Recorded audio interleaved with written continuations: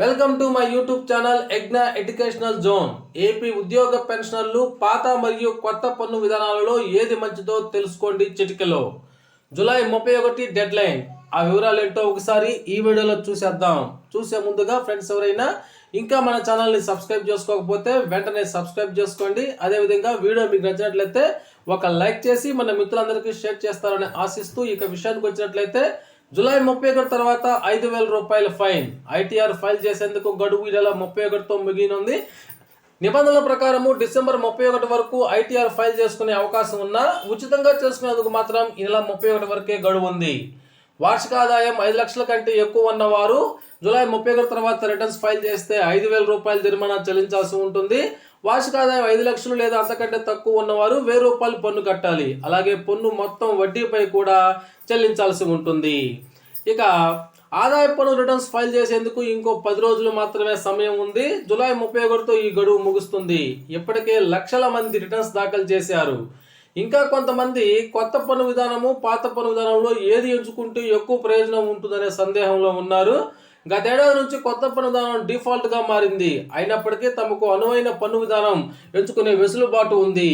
కొన్ని లెక్కలు వేసుకోవడం ద్వారా దేని ద్వారా ఎక్కువ మేలు జరుగుతుందో అనేటువంటి విషయం అయితే తెలుసుకోవచ్చు.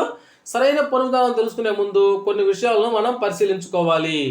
ముందుగా గత ఆర్థిక సంవత్సరం 2023-24కు సంబంధించి మీ మొత్తం ఆదాయం ఎంత అనేది లెక్కలేసుకోవాలి.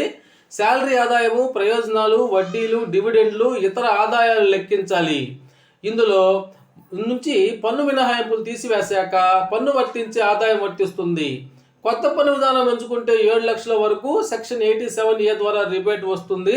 అంటే 7 లక్షల లోపు ఆదాయం ఉంటే కొత్త పన్ను విధానంలో ₹1 కూడా ట్యాక్స్ కట్టనక్కర్లేదు. దీనికి మరో 50,000 రూపాయల స్టాండర్డ్ డిడక్షన్ సాధనం. అంటే 7,50,000 వరకు కొత్త పన్ను విధానంలో పన్ను వర్తించదు. అదే పాత పన్ను విధానంలో పన్ను వర్తించే ఆదాయం 5 లక్షల లోపు ఉన్నప్పుడు మాత్రమే రిబేట్ వస్తుంది. వ్యాపారము, వృత్తి ద్వారా ఆదాయం పొందేవారు, ఫ్యూచర్ ఆప్షన్ ట్రేడింగ్ చేసేవారు ఒకసారి కొత్త పన్ను విధానం ఎంచుకొని రిటర్న్స్ ఫైల్ చేసినట్లయితే మళ్ళీ పాత పన్ను విధానంలోకి మారలేరు. అయితే ఉద్యోగులు కొత్త పన్ను విధానాలకు ఎప్పుడైనా మారొచ్చు. కొత్త పన్ను విధానంలో టీడీఎస్ కట్ అయినా సరే రిటర్న్ల సమయంలో పాత పద్ధతిలోకి వెళ్ళవచ్చు. అలాగే కొత్త విధానంలోకి మారవచ్చు.